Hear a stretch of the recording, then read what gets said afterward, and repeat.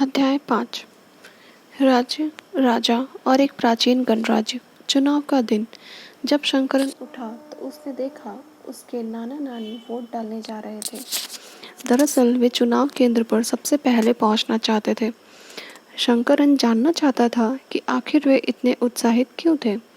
उसके नाना जी ने उसे जल्दी में समझाने की कोशिश की और कहा, आज हम अपने शासकों का चुनाव करने जा रहे हैं। कुछ लोग शासक कैसे बने?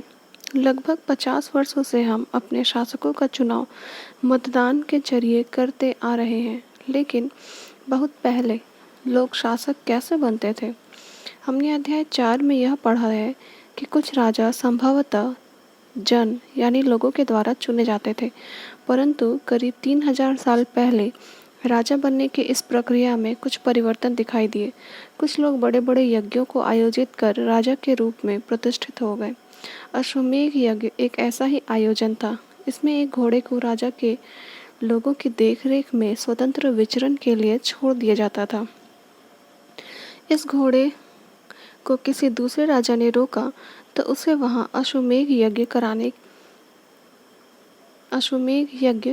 करने वाले राजा से लड़ाई करनी पड़ती थी। अगर उसने घोड़े को जाने दिया तो इसका मतलब यह होता था कि अश्वमेध यज्ञ करने वाला राजा उनसे ज़्यादा शक्तिशाली था। इसके बाद उन राजाओं को यज्ञ में आमंत्रित किया जाता था। यह यज्ञ विशिष्ट पुरोहितों द्वारा संपन्न किया जाता था। इसके लिए उन्हें उपहारों से सम्मानित किया जाता था। अश्वमेध यज्ञ करने वाला राजा बहुत शक्तिशाली माना जाता था। यज्ञ में आमंत्रित सभी राजा उसके लिए उपहार लाते थे। इन सभी आयोजनों में राजा का मुख्य स्थान होता था। उसे राज सिंहासन या बाघ की छाल के एक विशेष आसन पर बिठाया जाता था। युद्ध क्षेत्र में राजा का सारथी ही उसका सहचर होता था। यज्ञ के अवसर पर वह राजा की विजयों तथा अन्य गुणों का गुणगान करता था। राजा के सगे संबंधी, खासकर उसकी रानियां तथा पुत्र को भी कई छोटे छोटे अनुष्ठान करने होते थे। अन्य सारे आमंत्रित राजाओं का काम सिर्फ बैठकर यज्ञ की पूरी प्रक्रिया को देखना भर था। राजा के ऊपर पुरोहित पवित्र जल के छिड़काव के साथ साथ अन्य कई अनुष्ठान करता था।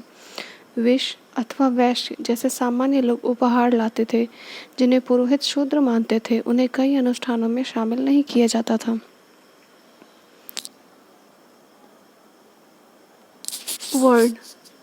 इस समय उत्तर भारत में, खासकर गंगा यमुना क्षेत्र में, कई ग्रंथ रचे गए। ऋग्वेद के बाद रचे होने के कारण ये उत्तर वैदिक ग्रंथ कहे जाते हैं। इनके अंतर्गत सामवेद, यजुर्वेद, अथर्ववेद तथा अन्य ग्रंथ शामिल हैं।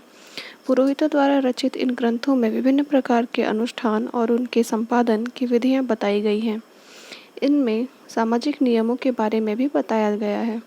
उस समय समाज में कई समूह थे, जिनमें पुरोहित, योद्धा, कृषक, पशुपालक, व्यापारी, शिल्पकार, श्रमिक, मछली पकड़ने वाले तथा जंगल में रहने वाले लोग शामिल थे। जहाँ कुछ पुरोहित तथा योद्धा वैभवशाली थे, वहीं कुछ कृषक और व्यापारी भी धनवान थे। दूसरी ओर पशुपालक, शिल्पकार, श्रमिक, मछली पकड़ने वाले, शिकारी तथा भोजन संग्राहक निर्धन थे। पुरोहितों ने लोगों को 4 वर्गों में विभाजित किया, जिन्हें वर्ण कहते हैं। उनके अनुसार प्रत्येक वर्ण के अलग अलग कार्य निर्धारित थे। पहला वर्ण ब्राह्मणों का था। उनका काम वेदों का अध्ययन, अध्यापन और यज्ञ करना था, जिनके लिए उन्हें उपहार मिलता था। दूसरा स्थान शासकों का था, जिन्हें क्षत्रिय कहा जाता था। उनका काम युद्ध करना और लोगों की रक्षा करना था। तीसरे स्थान पर वैश्य या वैश्य थे। इनमें कृषक, पशुपालक और व्यापारी आते थे। क्षत्रिय और वैश्य दोनों को ही यज्ञ करने का अधिकार प्राप्त था। वर्णों में अंतिम स्थान शूद्रों का था। इनका काम अन्य 3 वर्णों की सेवा करना। इन्हें कोई अनुष्ठान करने का अधिकार नहीं था। प्रायः औरतों को भी शूद्र के समान माना गया। महिलाओं तथा शूद्रों को वेद के अध्ययन का अधिकार नहीं था। पुरोहितों के अनुसार सभी वर्णों का निर्धारण जन्म के आधार पर होता था। उदाहरण के तौर पर ब्राह्मण माता पिता की संतान ब्राह्मण ही होती थी। बाद में कुछ लोगों को अछूत माना गया। अछूत वर्गों में कुछ शिल्पकार, शिकारी तथा भोजन संग्राहक शामिल थे। साथ ही इसमें वे लोग भी आते थे जो शवों को दफनाने या जलाने का काम करते थे। इन लोगों से संपर्क अपवित्र माना जाता था। कई लोगों ने ब्राह्मणों द्वारा बनाई हुई इस वर्ण व्यवस्था को स्वीकार नहीं किया, क्योंकि राजा स्वयं को पुरोहित से श्रेष्ठ मानते थे। कुछ लोग जन्म के आधार पर वर्ण निर्धारण सही नहीं मानते थे। इसके अतिरिक्त कुछ लोग व्यवसाय के आधार पर लोगों के बीच भेदभाव उचित नहीं समझते थे, जबकि कुछ लोग चाहते थे कि अनुष्ठान संपन्न करने का अधिकार सबका हो। कई लोगों ने छुआछूत की आलोचना की। इस महाद्वीप के पूर्वोत्तर क्षेत्र जैसे कई इलाकों में सामाजिक आर्थिक असमानता बहुत कम थी। यहाँ पुरोहितों का प्रभाव भी बहुत सीमित था। यहाँ चित्र में चित्रित धूसर पात्र, इस तरह के पात्रों में ज़्यादातर थालियाँ और कटोरियाँ ही मिलती हैं। ये पात्र बहुत ही पतली सतह के सुंदर और चिकने हैं। शायद इसका प्रयोग खास मौक़ों पर महत्वपूर्ण लोगों को भोजन परोसने के लिए किया जाता था। जनपद। महायज्ञों को करने वाले राजा अब जन के राजा न होकर जनपदों के राजा माने जाने लगे। जनपद का शाब्दिक अर्थ जन के बसने की जगह होता था। कुछ महत्वपूर्ण जनपद मानचित्र 4 पृष्ठ 49 में दिखाए गए हैं।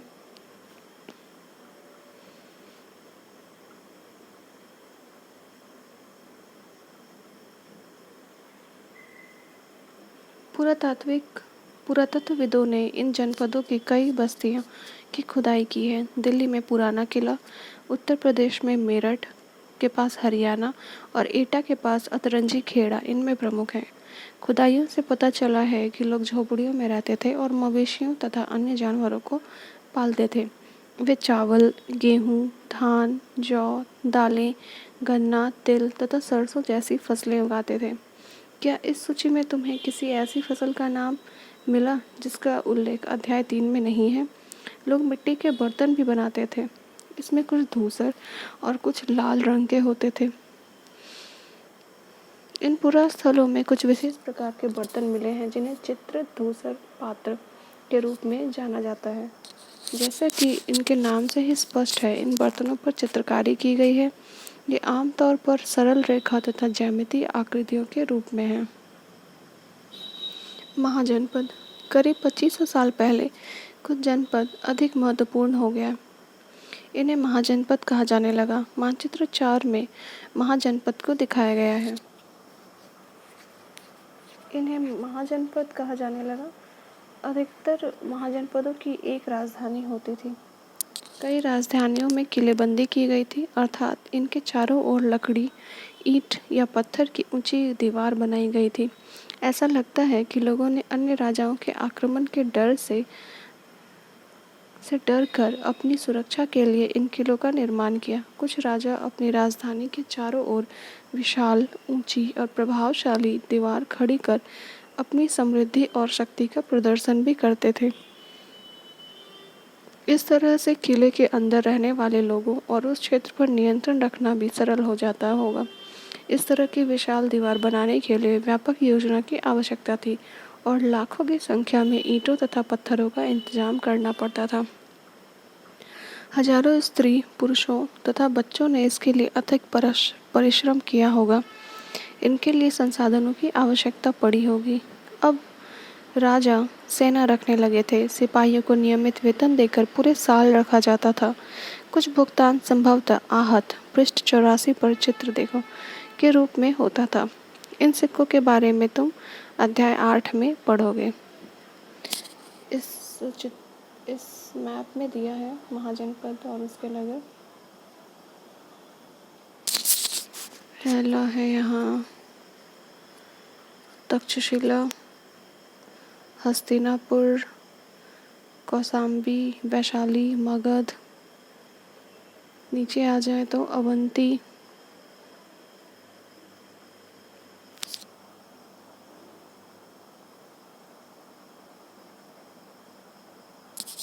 महाजनपदों के राजा ऋग्वेद में उल्लेखित राजाओं से किस प्रकार भिन्न थे? 2 अंतर बताओ। अगला है कर। महाजनपदों के राजा विशाल किले बनवाते थे और बड़ी सेना रखते थे, इसलिए उन्हें प्रचुर संसाधनों की आवश्यकता होती थी। इसके लिए उन्हें कर्मचारी की भी आवश्यकता होती थी। अतः महाजनपदों के राजा लोगों के द्वारा समय समय पर लाए गए उपहारों पर निर्भर न रहकर अब नियमित रूप से कर वसूलने लगे। फसलों पर लगाए गए कर सबसे महत्वपूर्ण थे, क्योंकि अधिकांश लोग कृषक ही थे। प्रायः उपज का 1/6वां हिस्सा कर के रूप में निर्धारित किया जाता था, जिसे भाग कहा जाता था। कारीगरों के ऊपर भी कर लगाए गए, जो प्रायः श्रम के रूप में चुकाए जाते थे। जैसे कि एक बुनकर, लोहार या सुनार को राजा के लिए महीने में 1 दिन काम करना पड़ता था। पशुपालकों को जानवरों या उनके उत्पाद के रूप में कर देना पड़ता था। व्यापारियों को सामान खरीदने बेचने पर भी कर देना पड़ता था। आखेटकों और संग्राहकों को जंगल से प्राप्त वस्तुएं देनी होती थी। अगला है कृषि में परिवर्तन। इस युग में कृषि के क्षेत्र में 2 बड़ी परिवर्तन आए। हल के फाल अब लोहे के बनने लगे। अब कठोर जमीन को लकड़ी के फाल की तुलना में लोहे के फाल से आसानी से जोता जा सकता था। इससे फसलों की उपज बढ़ गई। दूसरे लोगों ने धान के पौधों का रोपण शुरू किया, अर्थात खेतों में बीज छिड़क कर धान उपजाने के बजाय धान की पौध तैयार कर उनका रोपण शुरू किया गया। अब पहले की तुलना में बहुत ज़्यादा पौधे जीवित रह जाते थे, इसलिए पैदावार भी ज़्यादा होने लगी। इसमें कमर तोड़ परिश्रम लगता था। यह काम ज़्यादातर दास, दासी तथा भूमिहीन खेतिहर मजदूर कमकार करते थे।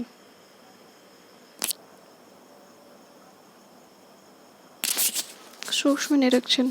मानचित्र 4, पृष्ठ 49 में मगध ढूंढो। लगभग 200 साल के भीतर मगध सबसे महत्वपूर्ण जनपद बन गया। इस मैप में हम मगध देखते हैं। मगध की स्थिति यहाँ है।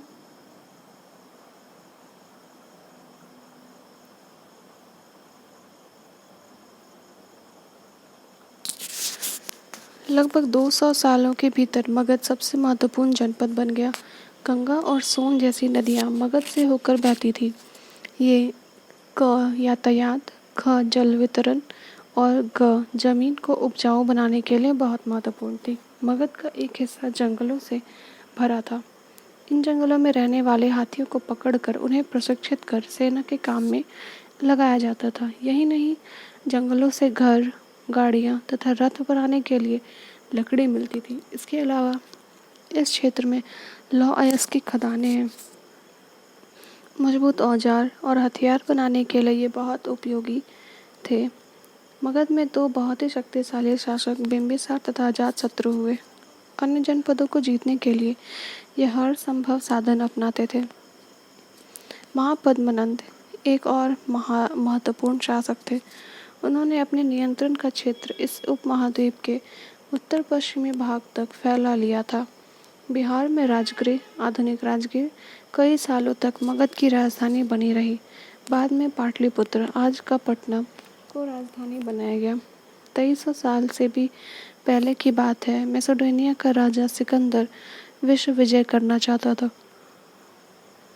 पूरी तरह सफल न होने पर भी वह मिस्र और पश्चिम एशिया के कुछ राज्यों को जीतता हुआ भारतीय उपमहाद्वीप में व्यास नदी के किनारे तक पहुंच गया। जब उसने मगध की ओर कूच करना चाहा तो उसके सिपाहियों ने इनकार कर दिया। वे इस बात से भयभीत थे कि भारत के शासकों के पास पैदल, रथ और हाथियों की बहुत बड़ी सेना है। अगला है वज्जी। जैसा कि तुमने ऊपर मगध एक शक्तिशाली राज्य बन गया था जैसा कि तुमने ऊपर पढ़ा, मगध एक शक्तिशाली राज्य बन गया था। उसके नज़दीक ही वज्जी राज्य था, जिसकी राजधानी वैशाली, बिहार थी। यहाँ एक अलग किस्म की शासन व्यवस्था थी, जिसे गण या संघ कहते थे। गण या संघ में कई शासक होते थे।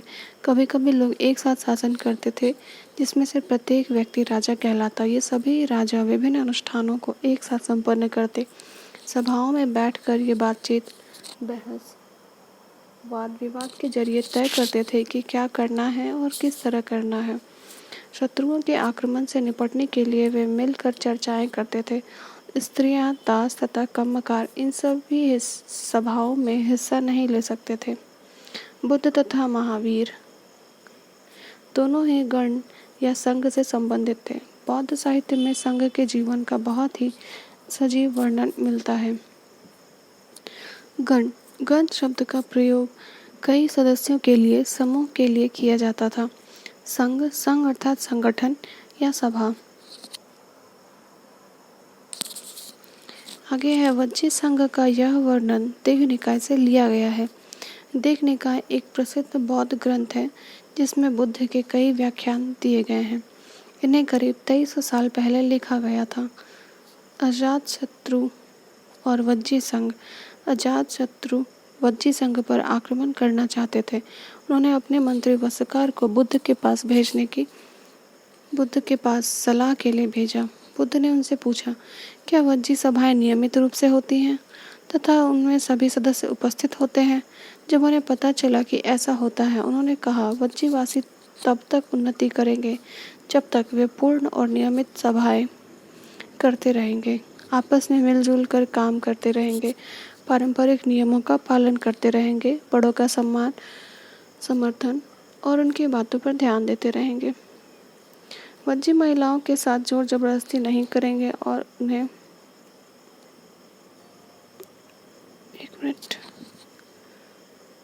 वज्जी महिलाओं के साथ जोर जबरदस्ती नहीं करेंगे और उन्हें बंधक नहीं बनाएंगे। शहरों तथा गांवों में चैत्यों का रख रखाव करेंगे। विभिन्न मतावलंबी संतों का सम्मान करेंगे और उनके आने या जाने पर कोई रोक नहीं लगाएंगे। कई शक्तिशाली राजा इन संघों को जीतना चाहते थे। इसके बावजूद उनके राज्य अब से लगभग 1500 साल पहले तक चलता रहा। उसके बाद गुप्त शासकों ने गण और संघ पर विजय प्राप्त कर अपने राज्य में शामिल कर लिया।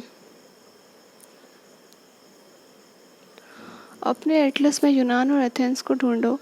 लगभग 2500 साल पहले एथेंस के लोगों ने एक शासन व्यवस्था की स्थापना की जिसे प्रजातंत्र या गणतंत्र कहते हैं। यह व्यवस्था लगभग 200 सालों तक चली। इसमें 30 साल से ऊपर के उन सभी पुरुषों को पूर्ण नागरिकता प्राप्त थी जो दास नहीं थे। वहाँ एक सभा थी जो महत्वपूर्ण विषयों पर निर्णय लेने के लिए साल भर में कम से कम 40 बार बुलाई जाती थी। इन सभा में सभी नागरिक भाग ले सकते थे। शासन के कई पदों पर नियुक्ति लॉटरियों द्वारा की जाती थी। सभी नागरिकों को सेना और नौसेना में अपनी सेवाएं देनी होती थी। औरतों को नागरिक का दर्जा नहीं मिलता था। व्यापारियों तथा शिल्पकारों के रूप में एथेंस में रहने और काम करने वाले बहुत से विदेशियों को भी नागरिक अधिकार नहीं मिले थे। एथेंस में खदानों, खेतों, घरों और कार्यशाला में काम कर रहे दासों को भी नागरिक अधिकार नहीं मिलते थे। ये रहे क्वेश्चंस, आप इन्हें देख सकते हैं।